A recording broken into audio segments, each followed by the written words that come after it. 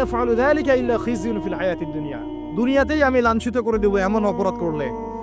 ইয়াউমাল কিয়ামা ইউরাদ্দুনা ইলা আশাদ্দিল আযাব, কিয়ামতের মাঠে সবচেয়ে যন্ত্রণাদায়ক শাস্তি এদেরকে দেওয়া হবে। কাদেরকে? যারা কিতাবে কিছু অংশকে মানি, কিছু অংশ মানি না। পারি না পারি, আগে আকীদা পরিষ্কার রাখবো যে ইসলামে প্রত্যেকটা বিষয়ের হেদায়েত আছে, এটাই চূড়ান্ত দিন, এর বাইরে কোনো দিন আল্লাহর কাছে গ্রহণযোগ্য হবে না। কেউ চর্চা করলে তা কশ্চিনকালও কবুল করা হবে না। এবার আসেন, এর ভিত্তি কি? এর ভিত্তি হচ্ছে দুইটা। কয়টা? দুইটা থেকে আরো দুইটা এসেছে, এই দুইটা হচ্ছে মূল। নবী সাল্লাল্লাহু আলাইহি ওয়াসাল্লাম বলছেন, তারাকতু ফিকুম আমরাইন, আমি তোমাদের মাঝে রেখে গেলাম মাত্র দুটো বস্তু। কয়টা বস্তু? দুটো বস্তু। লান তাদিল্লু মা তামাসসাকতুম বিহিমা, তোমরা কশ্চিনকালেও পথভ্রষ্ট হবে না যতদিন পর্যন্ত এই দুটাকে আঁকড়ে ধরে থাকবে। কোন দুটা? এক নাম্বার আল কিতাবুল্লাহ, আল্লাহর কিতাব। দুই নাম্বার ওয়া সুন্নাতে নবীহি, তার নবীর সুন্নত। তো কোরআন এবং সুন্নত মিলেই কোরআন এবং হাদিস নয় কি? আচ্ছা, এখন আমাদের সামনে নবীজি নাই, আমাদের সামনে সাহাবায়ে কেরাম নেই, আমাদের সামনে তাবেঈন, চার ইমাম কেউই নাই, উলামায়ে কেরাম আছেন, আর আমাদের সামনে আছে কোরআন এবং হাদিসের কিতাবগুলো। এই তো ইসলাম আমরা দেখছি, তাই না? এর বাইরে তো আমরা দেখতে পাচ্ছি না। সাহাবীরা না হয় সরাসরি নবীকে দেখে দিন পালন করেছেন, তাই না? তারপরের জেনারেশন সাহাবীদেরকে দেখে করেছে, তারপরের জেনারেশন তাবেঈদের দেখে করেছে। আমরা তো কাউকেই দেখতে পাচ্ছি না। আমরা দেখছি কোরআন এবং হাদিসের কিছু কিতাব এবং উলামায়ে কেরাম সামনে আছে। এই তো, এই দুইটা হচ্ছে ভিত্তি। এখন এখান থেকে আরো দুটো এসেছে, একটা হচ্ছে ইজমা, একটা হচ্ছে কিয়াস। এই দুটোও ইসলামের। অনেকে বলে ইজমা কিয়াস ইসলামে নাই, কোরআন সুন্নাহ এই দুটাই। ইজমা এবং কিয়াস গুরুত্বপূর্ণ, কারণ ইজমা, সাহাবীদের ইজমা, এটা একটা খুব গুরুত্বপূর্ণ জিনিস। এবং কিয়াস ছাড়া আপনি অনেক মাসআলা বের করতে পারবেন না। ইয়াবার শব্দ কোরআনে আছে না নাই? ইয়াবা আম শুনেছেন? শুনেন নাই? না শুনলেই ভালো। তো এই শব্দটা কি কোরআনে আছে নাকি? নাই। কোরআনে মাদকের কথা আছে। কিসের কথা? মাদক। এখন কিয়াস দরকার নাই। এই যে একটা মাসআলা, একটা মূলনীতিকে কেন্দ্র করে আরেকটা মাসআলাকে বের করা, ইস্তেহাদ করার যে মূলনীতিগুলো, এগুলো কিয়াস থেকে আসে। এটা কিয়াস। এটা ছাড়া আপনি অনেক মাসআলাই বের করতে পারবেন না সমসাময়িক। তো অবশ্যই কোরআন, সুন্নাহ, ইজমা, কিয়াস চারটাই লাগবে। এখন কথা হচ্ছে, এইগুলো তো আর আমরা সরাসরি পালন করতে পারবো না। পারবো? বুঝাচ্ছি, একটু বোঝেন। মনে করেন সামনের দিনগুলোতে দেখবেন বিট কয়েন আসবে। কি কয়েন? হয়তো অলরেডি অনেক কান্ট্রিতে চলেও আসছে। এখানে কতদিন এটা লঞ্চ হবে আল্লাহ ভালো জানেন, কিন্তু বিট কয়েন মার্কেটে আসছে। এটাকে ক্রিপ্টোকারেন্সি বলে। কি বলে? পেপার মানি নিয়ে যে কথাগুলো বলেছিলাম, কিছু তো ফলেছে নাকি ভাই? কিছু তো ফলেছে। আচ্ছা, সামনে আরো ফলবে ইনশাআল্লাহ। সাস্টেইনেবল অ্যাসেট যেগুলো আছে, সেখানে সম্পদ ইনভেস্ট করেন। আপনার জমি জমা থাকলে চাষবাস করা শুরু করেন। সাস্টেইনেবল অ্যাসেট যেগুলো, সেগুলোতে ফোকাস করেন। এমন কোনো জায়গায় অনেক বেশি সম্পদ ইনভেস্ট করে দিয়েন না, যেটা পরে আপনার মানে পথে বসার কারণ না হয়ে যায়। তো ক্রিপ্টোকারেন্সি মনে করেন চলে আসছে। এখন আপনি বোঝেন না ক্রিপ্টোকারেন্সি কি জিনিস, এটা হালাল না হারাম, এটা জায়েজ না জায়েজ, এগুলো মাসালা কি সবাই জানে? জানে কি? এটার জন্য কোরআন সুন্নাহ জ্ঞান লাগবে, ইকোনমিক্সে জ্ঞান লাগবে না, পড়াশোনা লাগবে। এখন সরাসরি কোরআন এবং হাদিসের বইগুলো চর্চা করে আপনি কি এর সমাধান বের করতে পারবেন কিনা? পারবেন? আপনার কি সেই জ্ঞান আছে, যোগ্যতা আছে? আর সেই যোগ্যতা কি সবার আছে? অল্প কিছু মানুষের থাকতে পারে, যারা উলামায়ে কেরাম, তাদের এই যোগ্যতা। তাদের মধ্যেও হয়তো কিছু মানুষের নাও থাকতে পারে না, কিন্তু বরেণ্য উলামায়ে কেরাম যারা, তাদের মাঝে এগুলো থাকবে ইনশাআল্লাহ। এখন আপনি কি করবেন? কোরআন সুন্নাহকে পালন করার স্বার্থে উলামায়ে কেরামের দ্বারস্থ হবেন এবং তাদের কাছে মাসালগুলো জেনে নেবেন। তাহলে আপনি একা একা চর্চা করে বিভ্রান্ত হওয়ার সুযোগ থাকবে। এই বিষয়টা খেয়াল রাখবেন।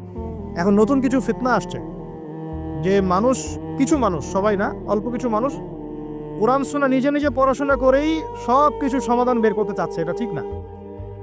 সব কিছুর সমাধান বের করতে হলে মুস্তাহিদ হতে হবে, আর সবাই মুস্তাহিদ হতে পারবে না।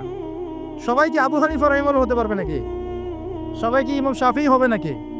সবাই কি আহমদ বিন হাম্বল হতে পারবে? সবাই কি ইমাম মালিক হতে পারবে? পারবে না।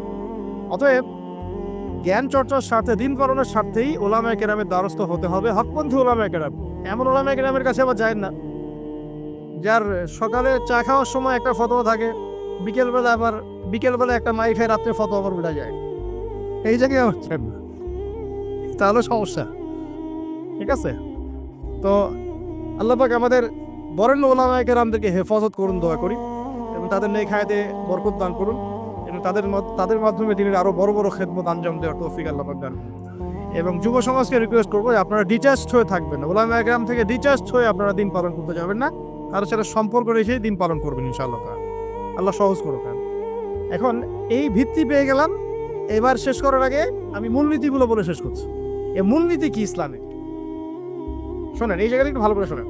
নবী সাল্লাল্লাহু আলাইহি ওয়াসাল্লাম বসে আছেন মসজিদে, একজন ব্যক্তি আসলেন, ব্যক্তির গায়ে ধবধবে সাদা জামা, চুলগুলো কুচকুচে কালো, এবং তাকে মদিনার কেউ চিনে না।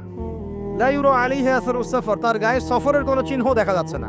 তিনি আসলেন, এসে নবী সাল্লাল্লাহু আলাইহি ওয়াসাল্লামের হাঁটুর সাথে হাঁটু লাগিয়ে দিয়ে বসে পড়লেন। বসে নবীজিকে 4টা প্রশ্ন করলেন। কয়টা প্রশ্ন?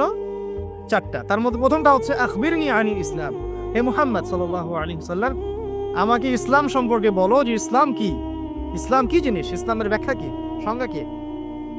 নবীজি বলছেন সাল্লাল্লাহু আলাইহি ওয়াসাল্লাম, আর ইসলাম হচ্ছে আনতাশহাদু আল্লা ইলাহা ইল্লাল্লাহ, তুমি সাক্ষ্য দিবে যে আল্লাহ ছাড়া কোনো ইলাহ নাই, ওয়া আন্না মুহাম্মাদান আবদুহু ওয়া রাসূলুহু, এবং মুহাম্মদ সাল্লাল্লাহু আলাইহি ওয়াসাল্লাম আল্লাহর বান্দা এবং রাসূল। এটা 1 নাম্বার ইসলামের ভিত্তি। এটা নাম্বার 1 হলো কালিমা।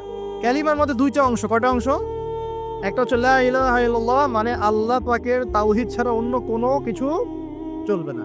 2 নাম্বার হচ্ছে মুহাম্মদুর রাসূলুল্লাহ, মানে নবীর সুন্নাত ছাড়া অন্য কোনো সুন্নাত চলবে না। সিম্পল। লা ইলাহা ইল্লাল্লাহ মানে আল্লাহ ছাড়া কিছুই নাই, মানে আল্লাহ ছাড়া কোনো রিজিক দাতা নাই, কোনো পালনকর্তা নাই, কোনো সন্তান দাতা নাই, কোনো জীবন দাতা নাই, কোনো মৃত্যু দাতা নাই, কোনো বিধান দাতা নাই, আল্লাহ ছাড়া কিছুই না। মানে আল্লাহ পাকই সব, আল্লাহ থেকে সব হয়।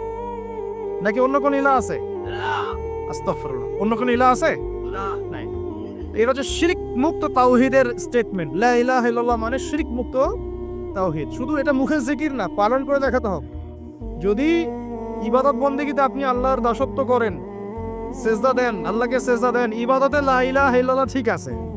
অর্থনীতিতে গিয়ে আপনি সুদ খাচ্ছেন, আল্লাহর বিধান মানছেন না, ওখানে লা ইলাহা ইল্লাল্লাহ ঠিক নাই। বুঝতে পারছি না? জীবনের সব ক্ষেত্রেই লা ইলাহা ইল্লাল্লাহ আনতে হবে, তারপরে তো হবে লা ইলাহা ইল্লাল্লাহর কায়েম। ব্যাপারটা তো হইল না কিছু। 2 নাম্বার, মুহাম্মদ রাসূলুল্লাহ মানে আপনি অন্যের মন গড়া কোনো আদর্শ, দর্শন, সুন্নাত ফলো করতে পারবেন না। আপনাকে মুহাম্মদ সাল্লাল্লাহু আলাইহি ওয়াসাল্লামকেই রোল মডেল মানতে হবে। এর নাম মুহাম্মদ রাসূলুল্লাহ। যদি কেউ মুহাম্মদ রাসূলুল্লাহ বলে অন্য কাউকে তার আদর্শ মেনে চলে, তাহলে মুহাম্মদ রাসূলুল্লাহ কেটে গেছে। এখানে একই কথা, নামাজে দাঁড়িয়েছেন রাসূলের মতো নামাজ পড়ছেন মাশাআল্লাহ, রোজা করছেন রাসূলের মতো, হজ উমরা সব রাসূলের তরিকায় হচ্ছে, তাসবিহ তাহলিল সব রাসূলের তরিকায় হচ্ছে, অর্থনীতিতে গিয়ে আর রাসূলের তরিকা চলে না, তাহলে এখানে আর মুহাম্মদ রাসূলুল্লাহ থাকলো না।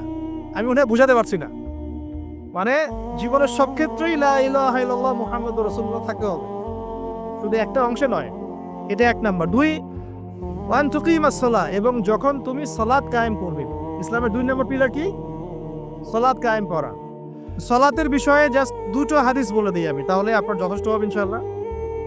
একটা হাদিসে নবীজি বলেন, মান তারাকা সালাতান মুতাআম্মিদান ফাকাদ কাফার, কেউ যদি ইচ্ছাকৃতভাবে নামাজকে ছেড়ে দেয়, সে ব্যক্তি কিন্তু কুফরি করলো। কি করলো?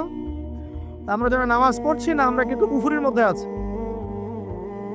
মুয়াজ বিন জাবাল রাদিয়াল্লাহু আনহু নবীজি বলেন, মান তারাকা সালাতান মুতাআম্মিদান ফাকাদ বারিআত মিন জিম্মাতিল্লাহ, কেউ যদি নামাজ ছেড়ে দেয়, ফরজ নামাজ তার উপর ছেড়ে দেয়, ত্যাগ করে, সে ব্যক্তি আল্লাহর জিম্মাদারি থেকে মুক্ত হয়ে গেল।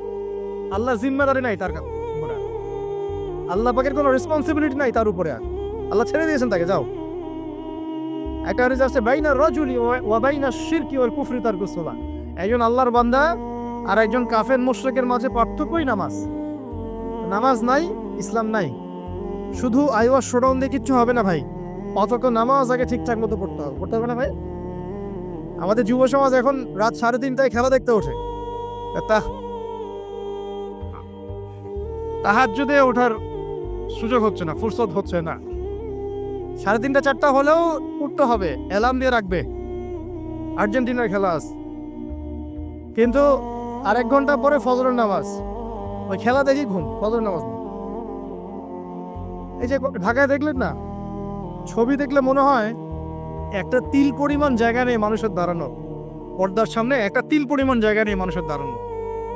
হই হুল্লা করতেছে, নাচছে, গাচ্ছে, স্মোক করতেছে, ড্রিঙ্কস করতেছে, মিডিয়া এগুলোকে প্রমোটও করতেছে। মিডিয়া প্রমোট করতেছে মানে কি, মিডিয়া দেখাচ্ছে মানে বিশ্ব কত ভালো আছে এখন, কত সুখ আমাদের, হ্যাঁ আমাদের সুখী সুখ, খালি সুখে সমৃদ্ধ জীবনযাপন করতেছে, খেলা দেখতে নাচতেছে নাকি। অথচ দেখেন ইকোনমিক সেকশনের কি অবস্থা, দেখেন দেখেন কি অবস্থা দেশ। এই যে আমাদের সমাজের যুব সমাজের নৈতিকতার অবস্থাগুলো দেখেন, ধর্ষণের হার দেখেন, জেনার হার দেখেন, মাদকাসক্ত মানুষদের হার দেখ, কত হারে মানুষ মাদক খাচ্ছে, পরকীয়ার হার দেখেন, ব্লু ফিল্মসের হার দেখেন। ওদের ভাবখানে এমন যে খুব সুখ আমার জীবনে, খেলো আর খেলো। খেলার দলিল তো কোরআনে আছে তো, হ্যাঁ আল্লাহ পাক বলছেন এই দুনিয়ার জীবনটা হচ্ছে খেলতামাশার দোকান। খেলার দলিলও কোরআনে তো আছে, ওমা হাযিহিল হায়াতু দুনিয়া ইল্লা মাতাউল গুরুর, এরকম একটা আয়াত আছে সূরা হাদীদের মধ্যে। আল্লাহ পাক আছে, আল্লাহ পাক বলেছেন যে ইলামু, তোমরা জেনে রাখো, আন্নামাল হায়াতু দুনিয়া লাইবু ওয়া লাহু, তোমরা জেনে রাখো যে এই দুনিয়ার পুরো দুনিয়ার জীবনটাই খেলা, খেলতামাশা, ওয়া লাহু ঠাট্টা হাসি ঠাট্টা, মানে এটা কি বলা বাংলা দিয়ে, ভ্রম ভ্রম, মায়া মোহ ভ্রম। তোমরা জেনে রাখো দুনিয়ার জীবনটা খেলা, খেলতামাশা, ভ্রম, মিছে মায়া। ই'লামু আন্নামাল হায়াতু দুনিয়া লাইবু ওয়া লাহু ওয়া যিনাতুন ওয়া তাফাখুরুম বাইনাকুম ওয়া তাকাসুর, এবং দুনিয়ার জীবন হচ্ছে একে অপরের সাথে প্রাচুর্যের প্রতিযোগিতা। এগুলা আল্লাহ পাক বলছেন, তো খেলার দলিল তো কোরআনেও পাওয়া যাচ্ছে না? দুনিয়ার জীবনটাকে আল্লাহ বলছেন ওমা হাযিহিল হায়াতু দুনিয়া ইল্লা মাতাউল গুরুর, পুরো দুনিয়ার জীবনটাই হচ্ছে মাতাউল গুরুর, প্রতারণা, ধোঁকা, মরিচিকা ছাড়া কিছুই না। আর প্রমোট করা হয় যে বিউটি কন্টেস্ট হচ্ছে, মনে হচ্ছে কত সুখ আমাদের, হ্যাঁ মেয়েরা একদম অর্ধনগ্ন নগ্ন হয়ে ফ্যাশন শো করছে, প্রমোট করছে, দেখো এগুলো সবাই কি সুন্দর জিনিস, কত সুখ, কত সুখে আছি আমরা। খেলতেছে মানুষ, দেখো ব্রাজিল আর্জেন্টিনা খেলা হচ্ছে, কত সাপোর্টার, কত সুখ, কত মজা, কত লাজ্জাত দুনিয়াতে। হ্যাঁ মানে কি প্রমোট করতেছে দেখেন, মানে রিয়েলিটি। একটা কথা বলেছে অনেক লেকচারে যে এই ফিতনাময় যুগ, দাজ্জালের যে যুগটা হবে না, ওই যুগে বাস্তবতা আর ভিজুয়াল ওয়ার্ল্ড হবে আকাশ পাতাল পার্থক্য। মানে যা আপনি দেখবেন সেটা সত্য না, ভিতরের বিষয়টা সত্য, যেটা আপনি দেখতে পাচ্ছেন। যা আপনি দেখবেন সেটা সত্য না, যা সত্য তা আপনি দেখতে পাচ্ছেন না। এটা হবে দাজ্জালের যুগ। কেমন? খিদিরের মতো। নৌকা ফুটা করলেন কেন? সন্তান হত্যা করলেন কেন? বাচ্চা হত্যা করলেন কেন? আর যে দেয়াল নির্মাণ করলেন কেন? তিনটা ক্ষেত্রে মুসা আলাইহিস সালাম ভেটো দিচ্ছেন, খিদির আলাইহিস সালাম বলছেন যে এর পিছনে কারণ আছে। কারণ আছে না? দাজ্জালের যুগটা এমন হবে, বাহ্যিকভাবে যেটা দেখছেন চোখ দিয়ে এটা সত্য নয়, ভিতরে যেটা আছে ওটা সত্য। ভিতরটা সবাই দেখতে পারবে না, দেখতে হলে খিদির হতে হবে। ভিতরটা হচ্ছে যে সমাজ তো ডিস্ট্রয়েড, ম্যাসাকার হয়ে গেছে, সমাজের কাঠামোই ভেঙে গেছে আমাদের। এখন নারী পুরুষের যে ফাংশন চেঞ্জ হয়ে গেছে, ধর্ষণের হার দিন দিন বেড়ে গেছে, ইফটিজিং বেড়েছে, বেপরদামি বেড়েছে, নগ্নতা বেড়েছে, মাদক বেড়েছে, পরকীয়া বেড়েছে, কচি কচি বাচ্চা কাচ্চা মেয়েগুলো ধরে ধরে ধর্ষণ করা হচ্ছে। সমাজের কাঠামোই চেঞ্জ হয়ে গেছে, সমাজের সমকামিতা বেড়েছে, প্রচুর সমকামী, খেলতামাশা, দুনিয়ার জীবনটা খালি খেলতামাশা। আর আমাদের এই যুব সমাজ যাদের হাতে ইসলামের ভবিষ্যৎ আছে, ওদেরকে এইদিকে মোহাগ্রস্ত করে রেখে দেওয়া হচ্ছে। এরা নামাজ পড়ে না, কোরআন তেলাওয়াত করে না, আলেম ওলামার সাথে কোনো সোহবত নাই, কোনো সম্পর্ক নাই, হাদিসের কিতাব নাই বাসায়, দাড়ি নাই, ইসলামিক লেবাস পোশাক নাই, ইসলামিক মূল্যবোধ নৈতিকতা নাই, আল্লাহ রাস্তায় সময় দেওয়ার কোনো মানসিকতা নাই। এই যুবক ছেলেপেলেগুলো কিনে নাচতেছে মিডিয়া। কি করবে এরা দেশের জন্য? যারা এরকম অন্য একটা রাষ্ট্র, যে রাষ্ট্র আমাকে চিনেই না, ওর খেলায় সে হুজুকে লাফায়, এ দ্বারা রাষ্ট্রের উন্নয়ন হবে নাকি? আজীব কথা বলেন, এইসব লোকজন দ্বারা রাষ্ট্রের উন্নয়ন হবে নাকি? যখন আমরা এই খেলতামাশায় ব্যস্ত আছি, দেখবেন পশ্চিমারা ঠিকই ওদের উদ্দেশ্য বাস্তবায়ন করছে। কি আশ্চর্য একটা অবস্থা, কি আশ্চর্য! মানে এত সুখে আছি আমরা, এতই সুখ, খাবার, পানি, বাসস্থান, বেকারত্ব, কত সমস্যা নিয়ে ভুগতেছি আমরা, এতই সুখ যে বিশ্বকাপে নাচতে হবে আমাদেরকে। আবার এটাকে মুসলিম কান্ট্রির মধ্য দিয়ে জায়েজ করে নেওয়ার একটা পায়তারা চলছে। আয়োজন করেছে এক মুসলিম কান্ট্রি, খেলেছে আর এক মুসলিম কান্ট্রি, হ্যাঁ, এবং এটাকে দলিল নিয়ে এসে এটাকে জায়েজ করে একটা টেন্ডেন্সি চলছে, ফাইজলামি শুরু করছে। অথচ যেখানে যেখানে এগুলো হচ্ছে তার পাশে ইয়েমেন পড়ে আছে, তার পাশে সিরিয়া পড়ে আছে, যেখানে লক্ষ লক্ষ মানুষ না খেয়ে পড়ে আছে। ইয়েমেনে লক্ষ লক্ষ শিশু না খেয়ে মরতেছে এখন ওদের। 2013-14 সাল থেকে নিয়ে 2022 পর্যন্ত প্রায় 3.5 লক্ষ মানুষ মারা